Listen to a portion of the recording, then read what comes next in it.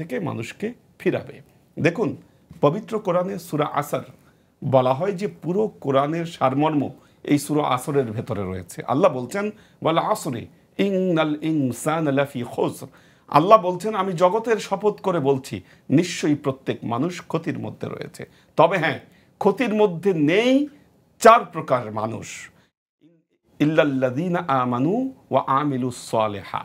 প্রথম হচ্ছে যারা ঈমান এনেছে, অর্থাৎ স্রষ্টার প্রতি তাদের বিশ্বাস আছে, বা ঈমানের সাথে সংশ্লিষ্ট যে জিনিসগুলো আছে, আখিরাতের প্রতি বিশ্বাস, ফেরেশতাদের প্রতি বিশ্বাস। প্রত্যেক ধর্ম কিছু আকীদা নির্দেশ করে, আমি বলেছি একটু আগে। এবং ওয়া আমিলুস সালিহা, আল্লাহ বলেছেন প্রত্যেক ধর্মের কাজ হচ্ছে ভালো ভালো কাজ সমাজে প্রতিষ্ঠা করা। অর্থাৎ একদিকে হলো ঈমান, আরেক দিকে হলো আমি আসলে সমাজকে কি দিচ্ছি, সমাজের প্রতি আমার যে দায়িত্ব কর্তব্যগুলো রয়েছে আমি সেটি পালন করছি কিনা।